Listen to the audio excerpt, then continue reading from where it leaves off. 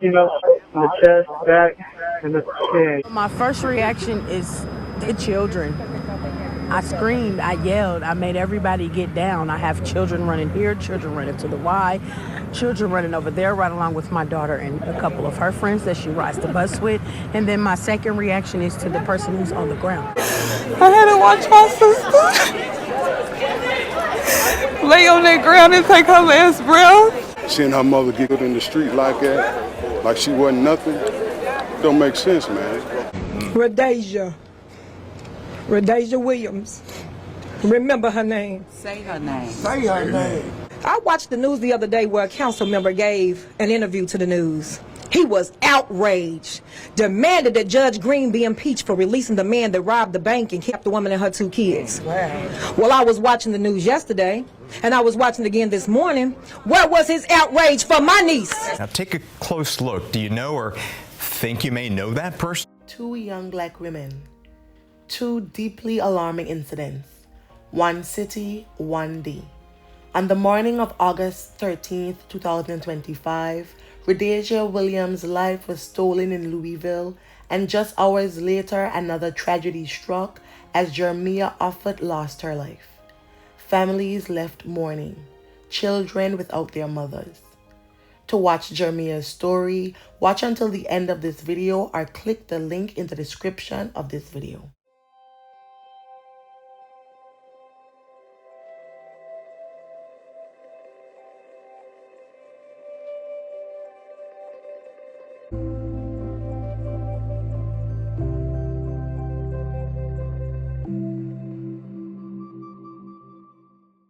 On the morning of August 13th, 2025, 23-year-old Redaja Juicy Williams, a mother of 2 young children ages 7 and 2, left home with her 7-year-old daughter for the school bus stop as she did every day. At about 8 a.m. near 10th and West Chestnut Streets, the routine walk became a nightmare.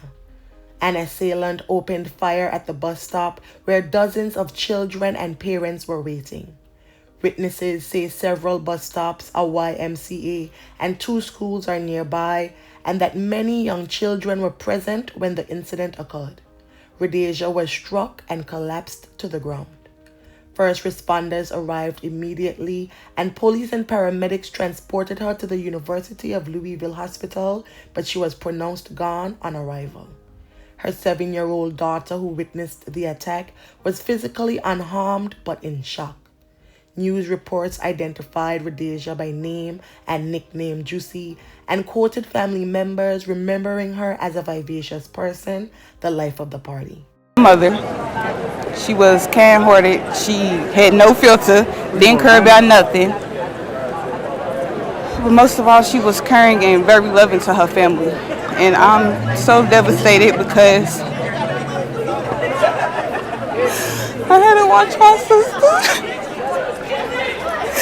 lay on that ground and take her last breath, and there was nothing I could do about it.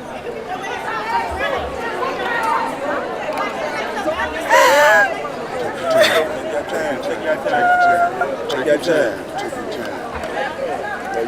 I don't got nothing else to say. And we want this call ASAP. ASAP. How many kids did she have? She has 2 kids. One is 2 and the other one's 7. The 7-year-old is who she's walking with? Yes. How is the third child doing? She's So. As a kid, you know she's going to be traumatized for the rest of her life. Seeing her mother get in the street like that, like she wasn't nothing, don't make sense, man. A local mother, Kendra LaRue, was nearby with her own child when the incident occurred. She later told reporters she instinctively screamed for the children to get down and then ran to help Redaja. LaRue even described being haunted by Redaja's last moments. To actually be in the midst of it and actually seeing someone hit the ground that I know is for the first time. Kendra LaRue says she's familiar with violence, but never experienced it like this.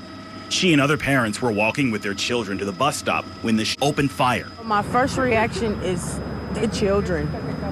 I screamed, I yelled, I made everybody get down. I have children running here, children running to the Y, children running over there right along with my daughter and a couple of her friends that she rides the bus with. And then my second reaction is to the person who's on the ground. Every time I close my eyes, I see her and I hear her breath. I hear her gasping for air. The kids are her greatest worry right now. Their daughters are best friends. Now I don't know how I'm going to explain to my child when she gets home that she's not here anymore. And that bothers me as a parent. I'm here for the children because I have one myself. LaRue says any official response is meaningless unless leaders and police commit to experiencing life in their neighborhood. There will never be a full picture if you don't get inside of the heart of the community to figure it out. If you don't do that, you won't know anything. Just get out of your cars, talk to the people, walk around, see the neighborhood, know the people. So that way we can be able to trust you, because as of right now, no one trusts anything that comes out of you guys' mouth. And she says for leaders and families alike, listening to the kids is critical. The children most definitely need us more than anything, especially the primary ages from 12 to 18. They need us right now. She was innocent, she was a bystander, she was a good mama. That saying right place, right time also goes the other way. They was on the wrong time. Yeah.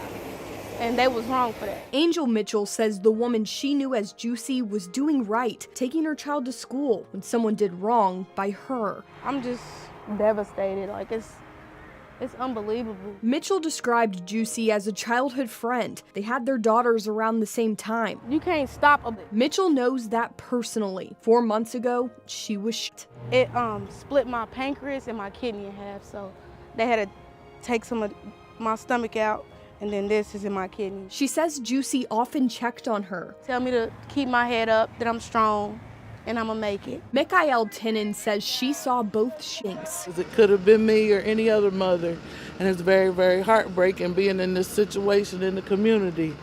I definitely would let her know her mother loved her very much for her mom to be out here walking with her, and it happened to her. It's sad. This young boy says Juicy was like an aunt to him. She was very strict about her children. She would protect her. She would play with her. He didn't want to show his face because of fear of retaliation. He's 10. I'm scared to walk around because of all the shoots. Balloons and a teddy bear greeting children as they get off the bus. A growing memorial and a grim reminder of how the day began. Jefferson County Public Schools, the YMCA, and city agencies later announced they would provide counseling and support to the children who are caught up in the viol.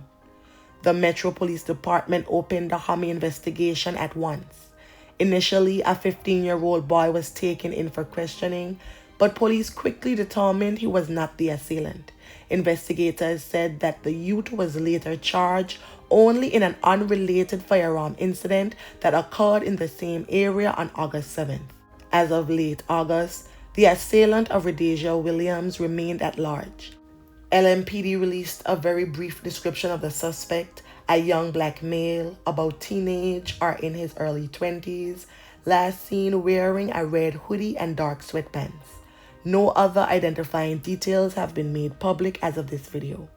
Authorities have urged anyone with information to call the tip line 502-574-LMPD or submit an anonymous report online. By the next day, grief and shock had galvanized the neighborhood. Balloons, flowers, and stuffed animals covered the spot at 10th and Chestnut where Redaja fell. Dozens of community members held a vigil there to honor her memory, and city and state officials also took notice. The mayor and Louisville police chief appeared at the scene and on local television, promising a thorough search for the assailant and urging public vigilance. Additionally, the mother of a 6-year-old student even organized volunteers to walk the children to school until a suspect is caught. The community is making sure fear doesn't take over. That location is the same spot between 10th and 11th Streets on Chestnut Street, just outside the YMCA and near 2 JCPS schools. Today, parents, neighbors, and police stood watch at that very stop, determined to give kids the sense of safety that they deserve. The morning after the fatal shooting near 10th and Chestnut, hand in hand, parents sent their students off for the school day, surrounded by community leaders, Louisville Metro Police, and the memory of the Louisville mother in front of her 7-year-old daughter. This is my daughter's bus stop as well, so she witnessed this too. She's traumatized. So many questions. On August 14th, Redaja's family and community leaders held a press conference to demand justice and call for an end to the violence. Louisville Metro Councilwoman Tammy Hawkins hosted the event. Redaja Williams. Remember her name. Say her name. Say her name. To her friends, she was Juicy, she was Deja, but her name is Redaja Williams. Redaja Williams. Say it, remember it. Redaja Williams. I got up this morning, she was on the worldwide news. The worldwide news. I work with youth and adults. I've been doing it for 28 years.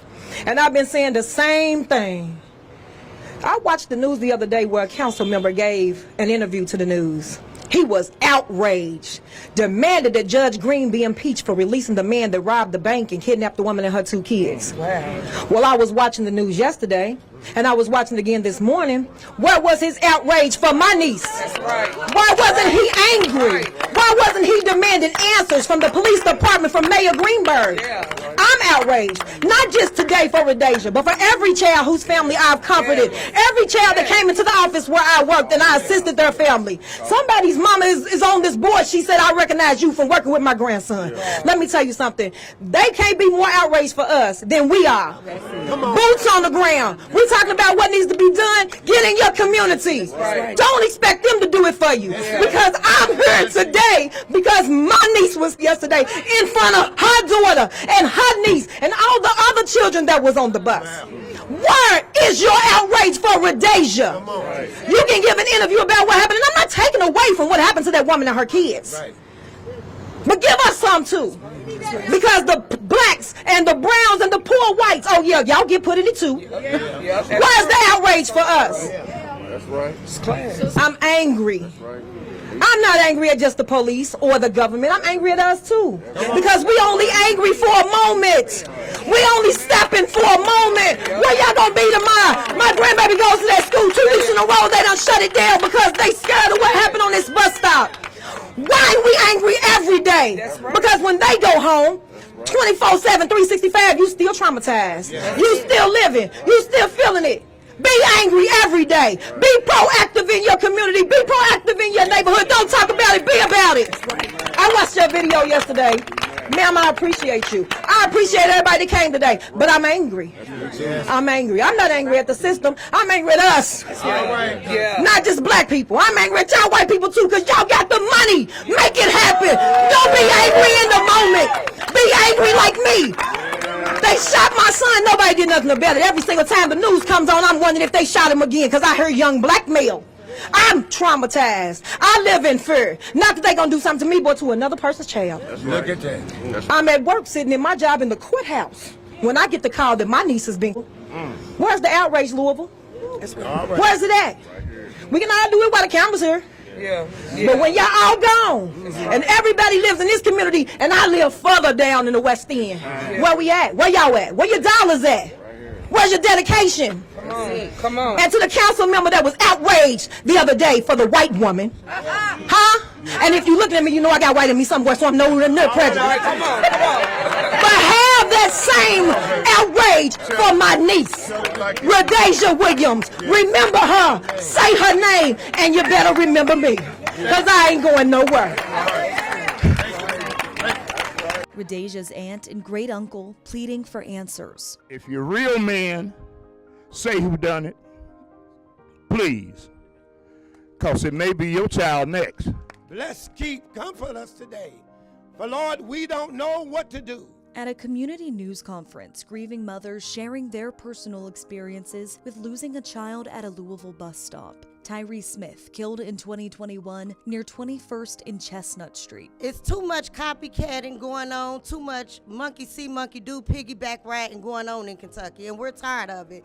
You know, people see this crime, they see these people get a little sentence, a light sentence, and they're like, oh, let me copy. 18-year-old Richard Harper was shot in 2019 at a bus stop near Shawnee Park. If you can't stand on a bus stop trying to get your child an education to send them to school, where can you stand? All right. Lyndon Pryor with the Louisville Urban League. Our child should not have to show up at a bus stop full of cops and squad cars just so they can get on the bus. That is not the reality that I want for my child. That's not the reality that I want for anybody else's child. As the final bus drives off and officers keep watch, the family makes their message clear. Louisville's authorities noted grim context. This was the second incident at or near that bus stop in 1 week. On the first day of school, August 7th, there had been an h0t at the same intersection involving teenagers. 2 15-year-olds were arrested and faced dozens of charges in that case. After that first incident, police had briefly increased patrols in the area, but Redaja lost her life anyway. This prompted criticism that the city needed more sustained efforts to keep school children safe. Sadly, by that night, Jermia, a pregnant mother of 3, lost her life. Be sure to subscribe and turn on the notification bell. Jermia's story will be the next video uploaded. On August 15th, police were again increasing patrols in the Russell neighborhood and distributing flyers about the case. In my opinion, it is clear that the shooter directly targeted Miss Williams, taking aim at her and firing shots at her from a good distance away with no other targets nearby. No other innocent bystanders were struck by gunfire, even though there were dozens of children in the immediate area. A breaking news alert now at noon. Metro Police confirming the woman fatally shot while walking her child to the bus stop at 10th and Chestnut earlier this week was the target of that shooter. Police tell us they have a surveillance video with no audio that reveals the gunman taking aim at Williams as she was holding onto her child's hand. Police say they can't solve this crime without people who may have been there. We understand that the public is sometimes reluctant to talk to the police out of fear of reprisal. And while I say that's not accurate, I would be remiss if I said it is a factor. But what we need is for the community to start standing up to these people and saying enough is enough. We are going to come forward and we are going to tell the police what you did and that we saw you do it. These families deserve answers. And if it were your family member who was killed and you knew that the people in the community knew who did it, wouldn't you want them to come forward? Police have released 2 blurry photos of that shooter. Now take a close look. Do you know or think you may know that person? If you don't, but maybe you were near 10th and Chestnut just before 8 o'clock Wednesday and could have seen something, you're asked to please call the anonymous tip line and provide police with any information that you may have. It is terrible that while waiting for the bus to send her child to school, this mother lost her life. May the family and friends of Redaja Williams find solace in the happy memories, and may her soul rest in perpetual peace. Thank you.